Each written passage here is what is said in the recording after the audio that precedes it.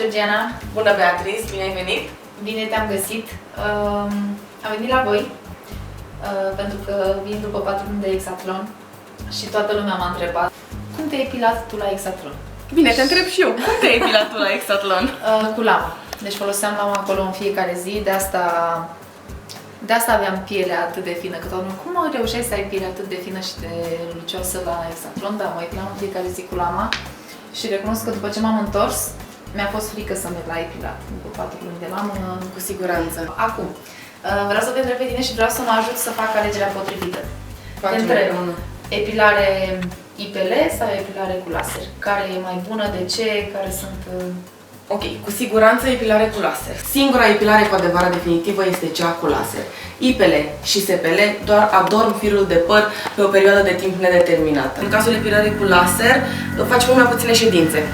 La IPL și SPL îți pot trebui poate și 15-20, pe când în cazul epilării cu laser poți scăpa chiar și în 6. Cum e cazul tău, că ai făcut foarte mult, ai folosit foarte mult lama înainte. Noi avem cel mai performant aparat de pe piață, Elysion Pro se numește.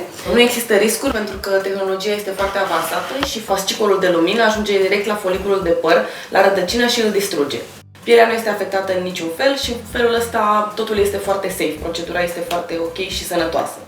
Există, în schimb, contraindicații. Nu avem voie să facem epilare laser în timpul sarcinii, în timpul alăptării și dacă există boli sau infecții ale pielii, pentru că, evident, nu ar fi sănătos. Foarte important, între toate ședințele de epilare definitivă trebuie să folosim doar lama de ras, adică orice fel de epilare prin smulgere este complet exclusă, pentru că ar anula sau diminua din efecte. Este foarte important cu o zi înainte de epilare să nu facem dușuri foarte fierbinți, să nu ne dăm cu creme foarte grase, în ziua respectivă să nu ne dăm cu deodorant dacă epilăm axila și foarte important să nu mergem la solar o săptămână înainte și o săptămână după. Deși epilarea cu acest laser pe care îl avem noi se poate face pe piele închisă și pe piele bronzată. Dar nu câteva zile înainte, după și înainte să ne expunem la soare sau solar.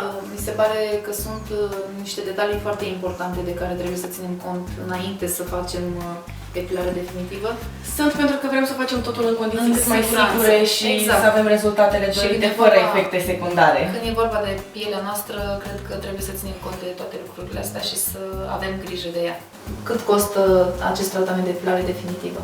Bun, trebuie să menționez faptul că epilarea SPL și IPL este ceva mai ieftină decât cea cu laser, dar după cum știi, nu este la fel de eficientă.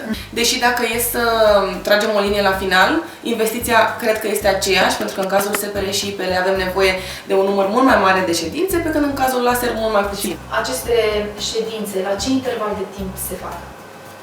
Există un interval minim de 6 săptămâni. De ce este acest interval? Părul trebuie să crească. Din momentul în care ți-ai făcut prima ședință de epilare, o parte din fire sunt complet distruse, da? Nu vor mai crește, dar celelalte trebuie să le așteptăm să crească. Deci am înțeles de interval de timp între ședințe. Ce mă mai interesează să știu, după ce termin tot tratamentul, că am nevoie de 6 până la 10 ședințe, după ce termin aceste ședințe și consider că am terminat tratamentul, întreținerea, la cât timp se face după? Și aici diferă foarte mult de la persoană la persoană. Dacă ultima ședință de epilare o putem face și după 3 luni de când am făcut-o pe penultima, pentru că practic părul nu mai crește, întreținerea se poate face la un an și jumătate. Îmi place la nebunie cum sună. Nu știu de ce n-am făcut lucrul ăsta mai devreme, sincer. Pentru că trebuia să vii la noi. Pentru că trebuia să vin la voi, probabil, dar nimic nu este întâmplător. Cam asta a fost așa, pe scurt, prezentarea și sfaturile și ceea ce trebuie să faceți voi atunci când vă îndreptați către un tratament de epilare definitivă. Vă recomand să veniți și să stați de vorbă și să vedeți în ce constă acest tratament de epilare definitivă. Dacă mai aveți curiozități, eu vă aștept întrebările jos și vă iau cu mine și la epilare să vedeți cum e. Dacă doare, dacă nu doare, dacă e bine, dacă nu e bine, dar o să fie bine, vă zic eu. Hai!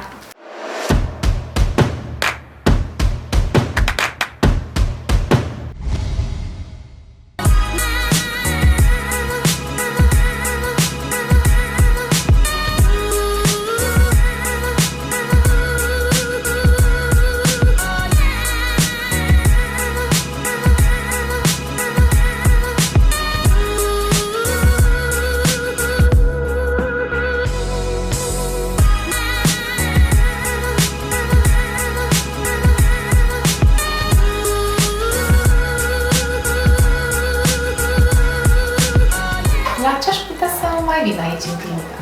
Păi cred că tu ai putea să vii la Hidrafacial și la Intraceutical. Sunt două tratamente pentru ten foarte, foarte bune. Mă interesează lucrul ăsta pentru că tenul meu a fost agresat, ca să spun așa, 4 luni de stat în soare și... Sunt cele mai cunoscute la nivel internațional acum, toate vedetele le folosesc, este o mare nebunie cu ele. Intraceuticals practic îți introduce în straturile profunde ale dermului un oxigen hiperbaric împreună cu niște substanțe, iar hidrafacialul îți face peeling, îți curăță și îți hidratează în 4 pași.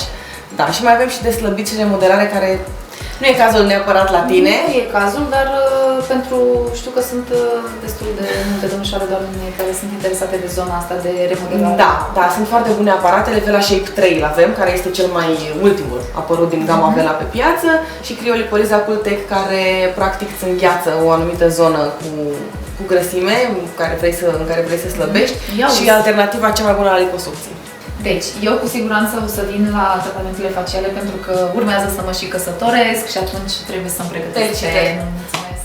Dar nu doar de asta, pentru că urmă vin după o perioadă în care fața mea a fost expusă prea mult la soare și am nevoie cumva să-mi ajute și din exterior și atunci o să vin să fac și aceste tratamente. Păi te așteptăm cu mare drag. Și pentru doamnele, domnișoarele care sunt interesate și de remodelarea corporală, e bine de știut că găsiți aici la Reshape Clinic tot ce aveți nevoie în același loc. Epilare, tratamente faciale și remodelare corporală, veniți aici într-un sigur loc, le faceți sigur pe toate și v-ați scos. Economisiți timp. Bun, îți mulțumesc încă o dată din suflet și ne vedem. Îți mulțumim și noi și te așteptăm oricând cu mare drag. Mersi.